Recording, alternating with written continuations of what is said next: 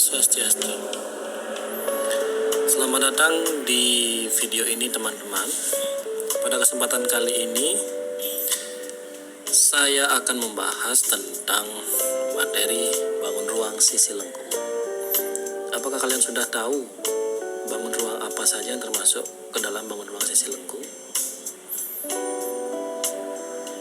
Jadi, bangun ruang sisi lengkung terdiri dari bangun ruang tabung, bangun ruang kerucut, dan yang ketiga bangun ruang lula.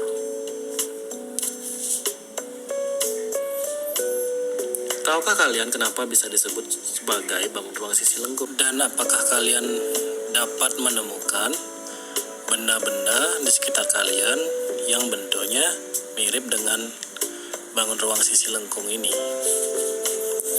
Oke, mari kita bahas satu persatu. Banyak benda di sekitar kita yang mempunyai bentuk dasar tabung. Misalnya, minuman kaleng, drum aspal, kaleng cat, kaleng biskuit, potongan ruas bambu, gendang, dan masih banyak lainnya. Berikut adalah bagian-bagian dari tabung. Tabung terdiri dari dua sisi datar dan satu sisi lengkung, di mana atap dan alasnya berbentuk lingkaran, dan satu sisi lengkung yang kalau kita bentangkan akan berbentuk persegi panjang. Biasanya sisi lengkung pada tabung yang berbentuk persegi panjang disebut sebagai selimut tabung. Sekarang kita akan coba mencari luas permukaan dari tabung. Seperti yang sudah kita ketahui bahwa tabung memiliki dua sisi yang berbentuk lingkaran, di mana luas lingkaran itu adalah pi r kuadrat.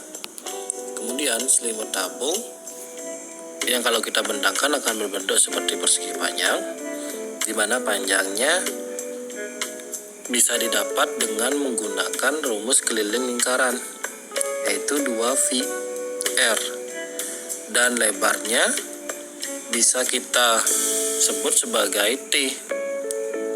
Karena luas persegi panjang adalah panjang kali lebar, maka luas selimut dari tabung adalah 2πrt. Jadi, luas permukaan tabung adalah πr kuadrat ditambah πr kuadrat ditambah 2πrt.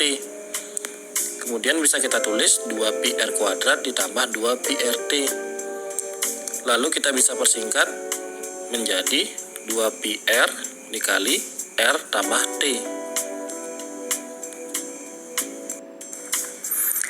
Selanjutnya kita akan mempelajari volume dari tabung. Jadi ingat, sebelum mempelajari volume bangun ruang sisi lengkung, kalian sudah mempelajari volume bangun ruang sisi datar, yaitu prisma.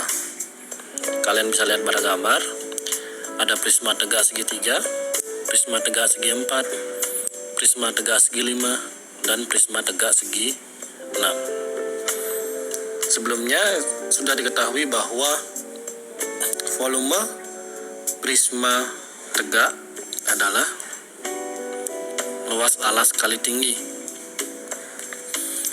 Jadi, tabung dapat dilihat suatu prisma tegak dengan alas berbentuk lingkaran dan banyak sisi tegak yang tak terhingga.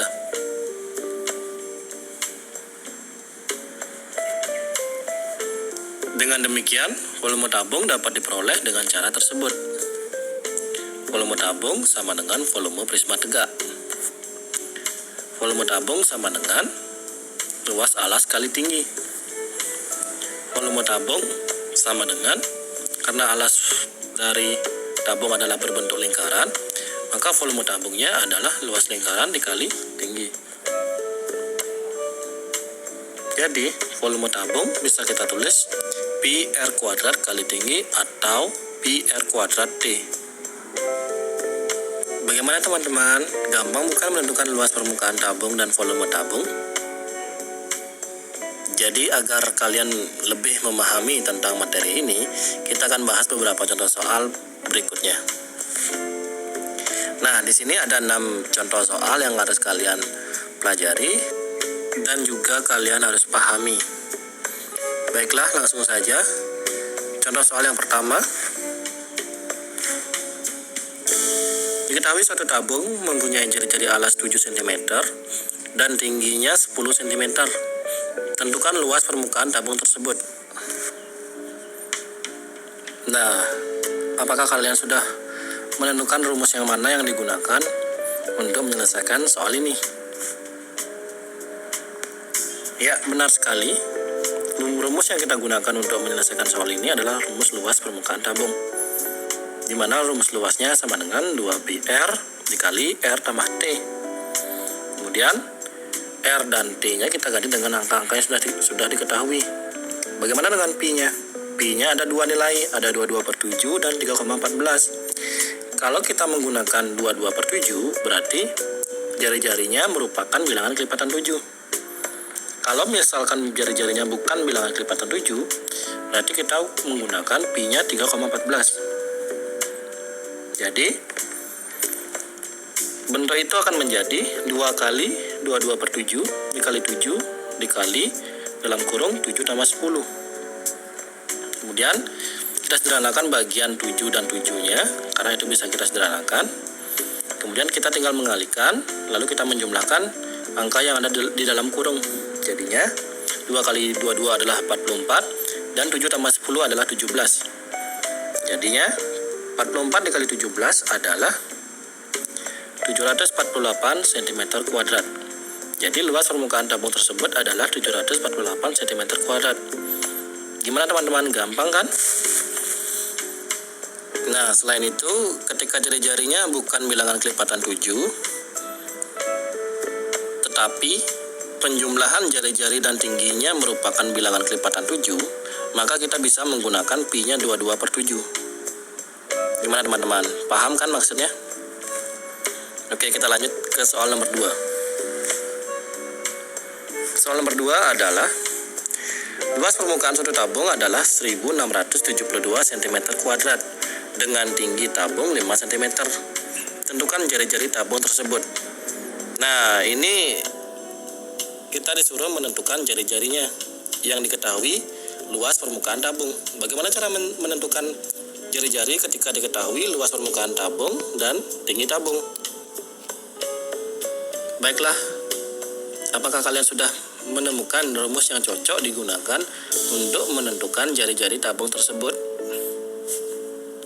Ya, benar sekali. Rumus yang cocok digunakan untuk menentukan jari-jari tabung adalah rumus luas permukaan tabung, karena yang diketahui adalah luas permukaan tabung. Jadi bagian L-nya itu kita ganti dengan 1672. Kemudian bagian R dan T dan Pi-nya itu, Pi-nya masih sama dengan yang tadi, kita pakai 22/7. Kemudian bagian tingginya kita ganti dengan 5. Maka kita akan mendapatkan bentuk seperti itu. 1672 sama dengan 2 kali 22/7 dikali R, karena jari-jarinya belum diketahui, dikalikan dengan R tambah 5. Agar lebih mudah kita menghitung, maka kedua ruas kita kalikan dengan 7/44. Nah, setelah kita mengalikan kedua ruas dengan 7/44, maka kita akan mendapatkan bentuk ruas kirinya adalah 266, karena 1672 dikalikan dengan 7/44 itu sama dengan 266. Kemudian ruas kanannya ketika dikalikan dengan 7/44, maka 2 kali 22/7 itu akan menjadi 1. Kemudian masih sisa R dikalikan dengan R tambah 5. Nah, paham kan maksudnya itu gimana? Kemudian untuk menentukan jari-jarinya, kita akan menentukan dua angka yang dikalikan hasilnya 266. Saya akan berikan tabel berikut. Jadi ada beberapa angka yang dikalikan hasilnya 226. Dua angka yang pertama adalah 1 kali 226, kemudian 2 kali 133, 7 kali 38, dan 14 kali 9. Kira-kira pasangan angka yang mana yang cocok kita gunakan untuk menentukan jari-jarinya? Nah, pasangan angka yang cocok untuk digunakan adalah 14 kali 19. Karena R-nya kalau kita ganti dengan 14, maka akan menjadi 14 dikalikan dengan 14 tambah 5 yaitu 19. Jadi dapat kita simpulkan bahwa jari-jari yang dimaksud oleh si pembuat soal adalah 14 cm. Gimana teman-teman? Apakah kalian masih ada yang bingung? Kalau ada pertanyaan silakan tulis pertanyaannya di kolom komentar ya. Sekarang kita lanjut ke contoh soal yang ketiga. Luas permukaan suatu tabung adalah 440 cm2 dengan jari-jari tabung 7 cm. Tentukan tinggi tabung tersebut. Nah, soal yang ini hampir sama dengan soal yang kedua. Apakah kalian bisa mengerjakan soal ini? Silakan kerjakan secara mandiri ya. Kita lanjut ke soal yang keempat. Soal yang ketiga ini kalian coba sendiri ya, supaya kalian lebih memahami materi dan konsep dari bangun ruang sisi lengkung, yaitu tabung. Soal yang keempat adalah sebuah tabung mempunyai jari-jari alas 7 cm dan tingginya 20 cm. Tentukan volume tabung tersebut. Apakah kalian masih ingat rumus dari volume tabung? Ya, rumus dari volume tabung sama dengan Pi R kuadrat T. Konsepnya hampir sama dengan yang tadi. Nilai Pi-nya kita bisa gunakan 22/7 atau 3,14. Ketika jari-jari dan tingginya adalah bilangan kelipatan 7, maka kita wajib menggunakan Pi-nya 22/7. Tetapi ketika salah satunya tidak merupakan bilangan kelipatan 7, maka kita gunakan Pi-nya adalah 3,14. Jadi bentuk ini bisa kita tulis, Pi-nya kita ganti dengan 22/7, R-nya adalah 7, karena ada pangkat 2 berarti artinya 7 kali 7. Kemudian T-nya kita ganti dengan 20. Lalu setelah kita cari perhitungannya, maka nilai dari volumenya sama dengan 3080 cm3. Jadi volume tabung tersebut adalah 3080 cm3. Jika kalian sudah paham, mari kita lanjut ke contoh soal yang kelima. Soal yang kelima adalah diketahui volume tabung 1540 cm3 dan tingginya 10 cm. Tentukan jari-jari tabung tersebut.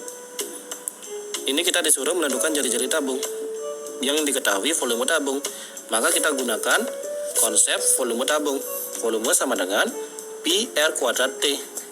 Kita ganti bagian volumenya dengan 1540, kemudian bagian Pi-nya dengan 22/7, bagian R-nya yang akan kita cari, kemudian bagian T-nya adalah 10. Jadi setelah kita sederhanakan perhitungannya, maka ruas kanannya menjadi 220/7 dikali R karena 22 dikali 10 adalah 220. Kemudian agar lebih mudah kita menghitung, maka kedua ruas dikali dengan 7/220. 1540 kalau dikalikan dengan 7/220 maka akan menjadi 49. Kemudian ruas kanannya 220/7 dikali 7/220 itu menjadi 1, maka akan menjadi R kali R. Kemudian dari bentuk ini kita lebih gampang menentukan jari-jarinya, yaitu dengan cara menentukan angka yang sama. Kalau kita kalikan hasilnya 49, yaitu sama dengan 7. Jadi jari-jari dari tabung itu adalah 7 cm. Gimana teman-teman? Gampang bukan? Untuk soal yang nomor 6, kalian kerjakan secara mandiri ya, supaya lebih memahami konsep dari bangun ruang sisi lengkung, yaitu volume tabung. Untuk soal nomor 6 adalah diketahui volume tabung 3080 cm3 dan jari-jarinya adalah 14 cm. Tentukan tinggi tabung. Jadi untuk soal ini kalian kerjakan secara mandiri ya. Baik teman-teman, sekian video dari saya. Semoga video ini bermanfaat. Untuk konsep kerucut dan bola kita akan bahas lagi di video berikutnya. Terima kasih teman-teman. Om Santi Santi Santi Om.